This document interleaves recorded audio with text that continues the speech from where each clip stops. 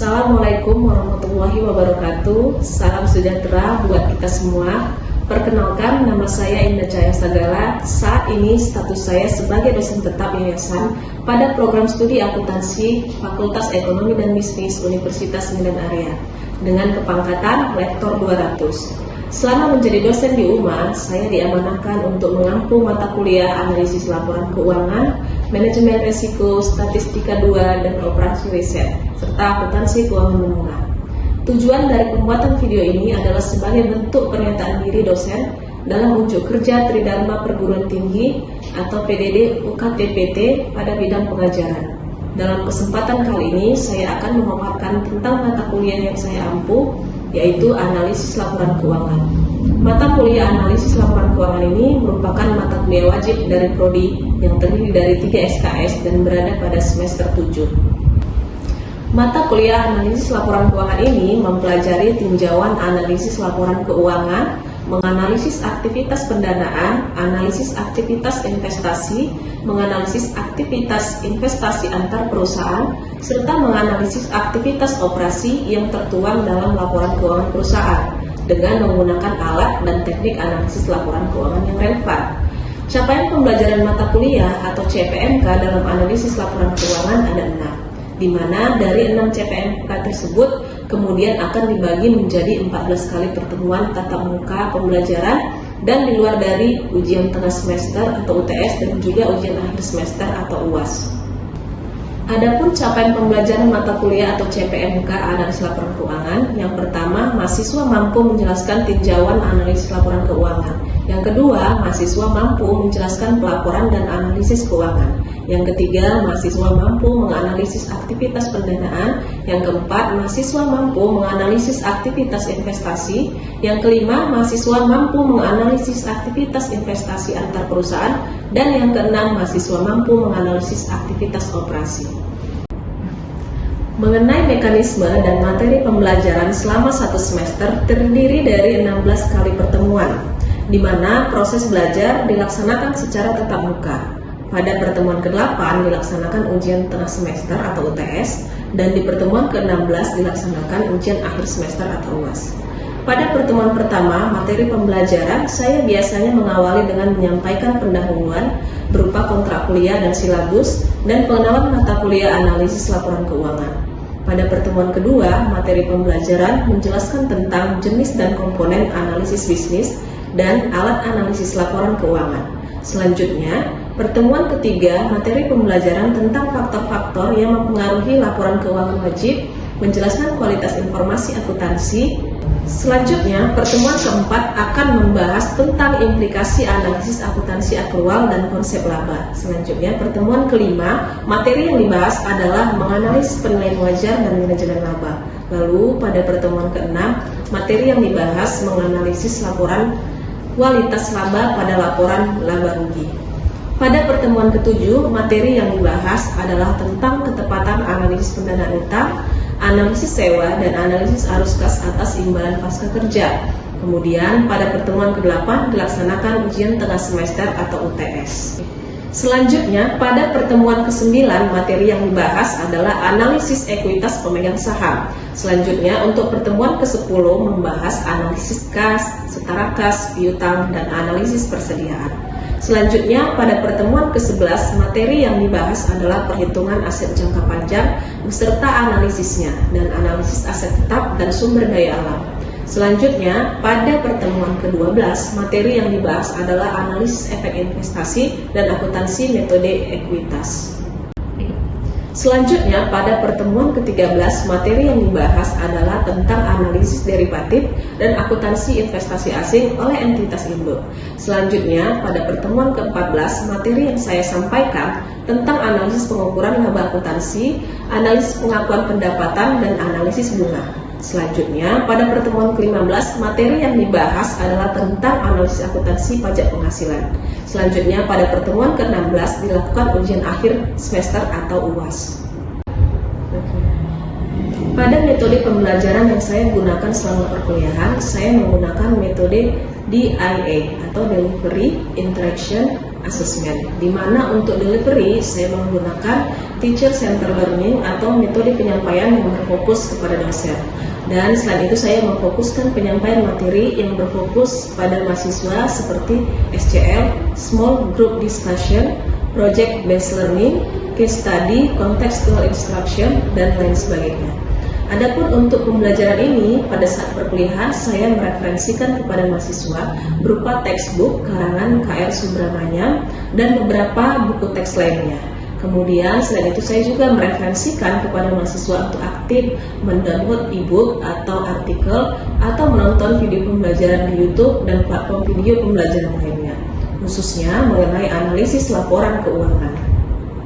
Adapun media pembelajaran saya menggunakan e-learning UMA serta blog dosen, di mana kedua aplikasi ini merupakan wadah untuk mengupload LPS, kontrak perkuliahan, dan pengupload materi perkuliahan. Untuk absensi perkuliahan, saya menggunakan aplikasi Amadi. Selain itu, saya juga menggunakan Google Classroom untuk memberikan tugas-tugas mahasiswa serta mengumpulkan tugas. Kemudian untuk metode interaksi, saya akan melakukan interaksi dua arah dalam pembelajaran ini. Mahasiswa bisa berinteraksi dalam proses pembelajaran untuk berdiskusi dan bertanya. Dan jika mahasiswa tidak bertanya, saya akan memancing dengan bertanya. Kepada mahasiswa, selain saya berinteraksi dalam kelas, di luar kelas saya juga memperbolehkan mahasiswa berinteraksi mengenai perkuliahan. Dan jika mahasiswa tidak bertanya, saya akan memancing dengan bertanya kepada mahasiswa. Selain saya berinteraksi dalam kelas, di luar kelas, saya juga memperbolehkan mahasiswa berinteraksi mengenai perkuliahan di luar jam perkuliahan, yakni melalui grup WhatsApp atau WA yang sudah dibuat sebelumnya. Kemudian untuk asesmen atau penilaian, dalam melakukan penilaian dan evaluasi terkait hasil tugas mahasiswa sesuai dengan standar yang dibuat oleh Lembaga Pengendalian Mutu, di mana penilaian yang diberikan sesuai dengan porsi yang dibobotkan. Untuk kriteria partisipasi diberikan porsi bobot senilai 10%. Kemudian untuk tugas dan aktivitas di kelas diberikan bobot penilaian sebesar 50%. Sedangkan untuk penilaian UTS diberikan bobot senilai 15% dan 25% untuk bobot penilaian UAS. Dengan catatan kehadiran mahasiswa minimal harus 75%.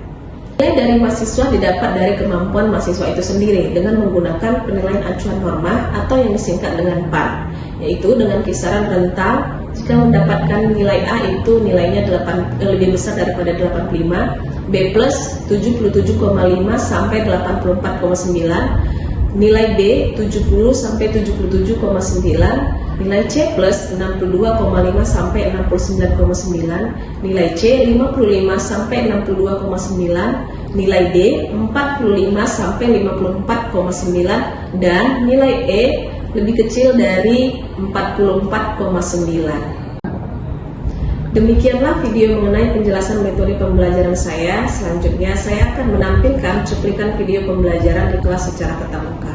Sekian yang dapat saya sampaikan. Assalamualaikum warahmatullahi wabarakatuh. Salam sejahtera buat kita semua dan terima kasih. Assalamualaikum warahmatullahi wabarakatuh. Selamat siang semuanya.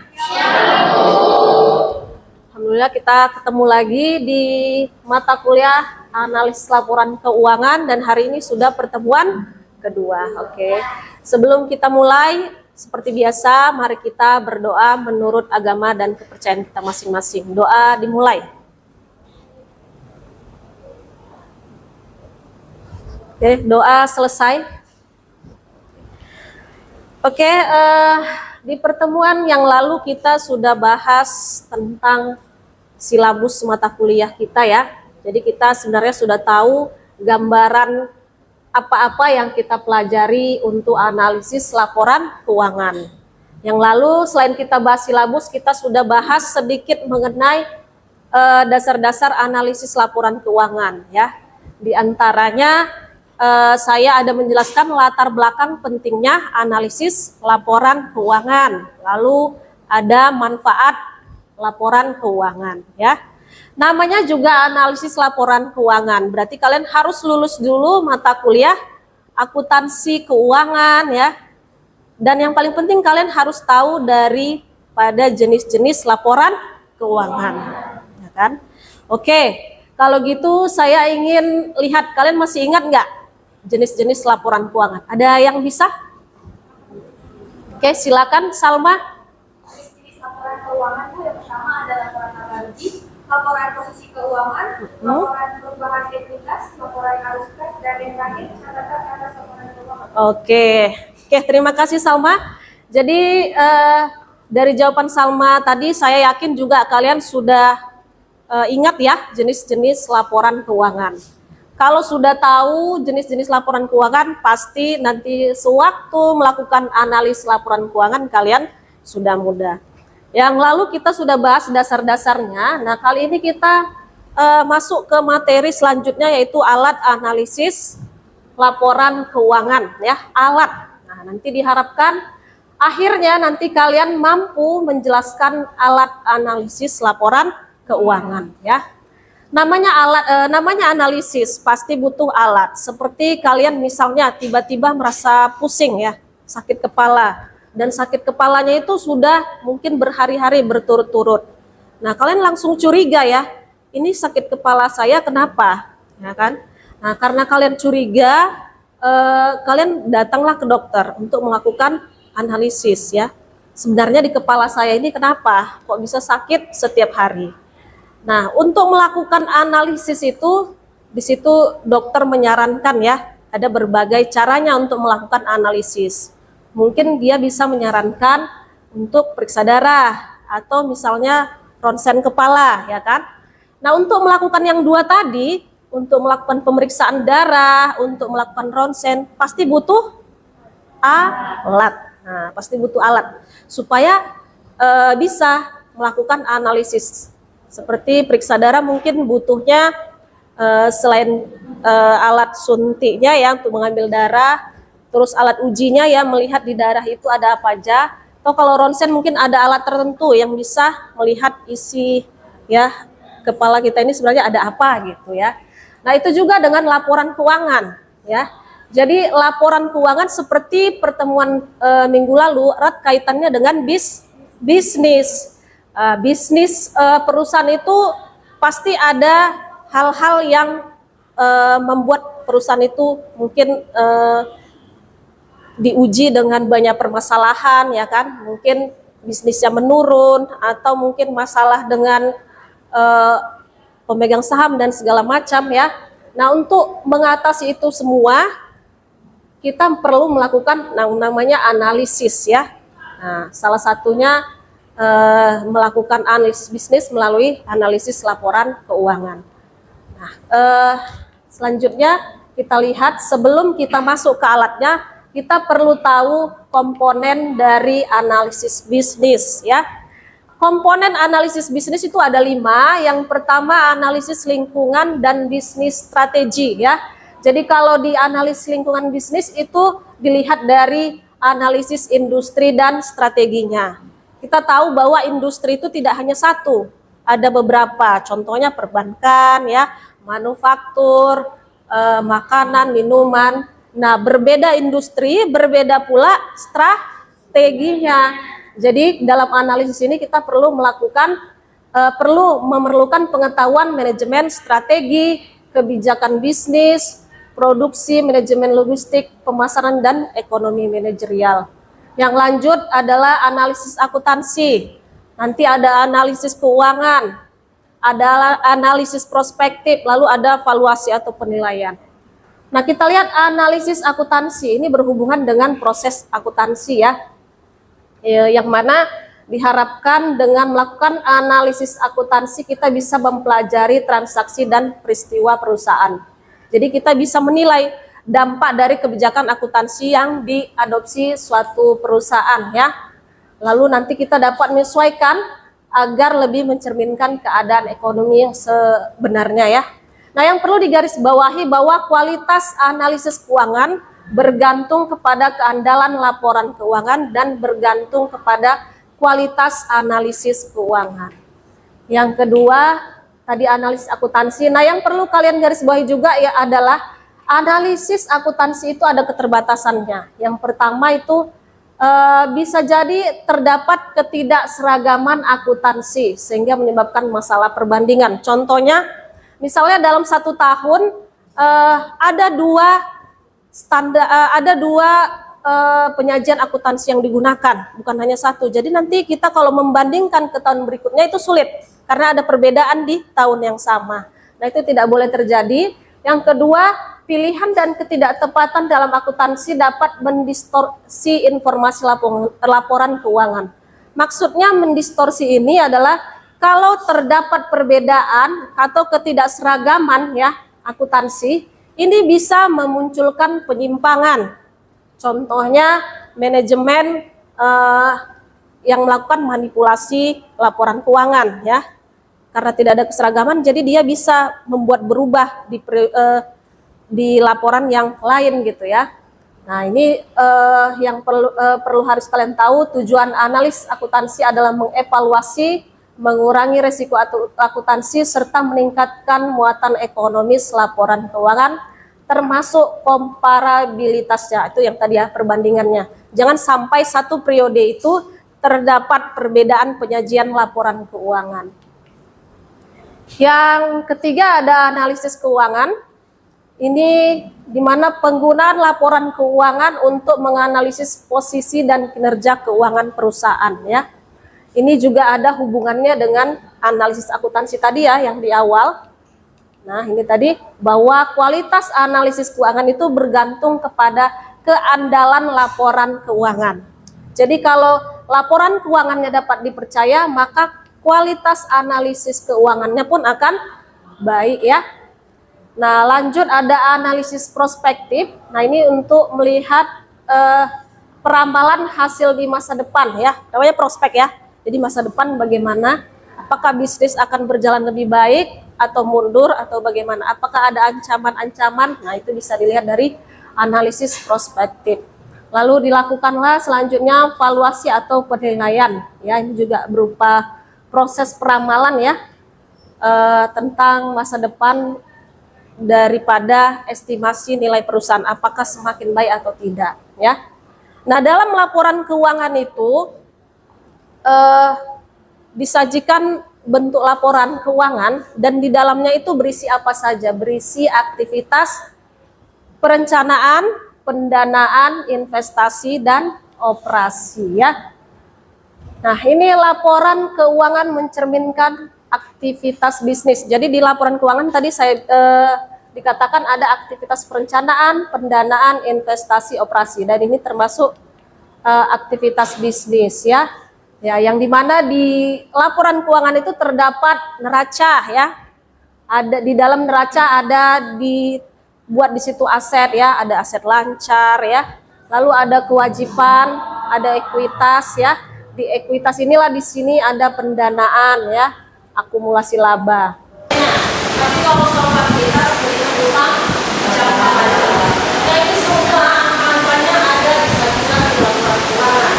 Dan kita berikut rumusnya lalu kita dapatkan hasilnya. Hasilnya itu kita bisa menentukan.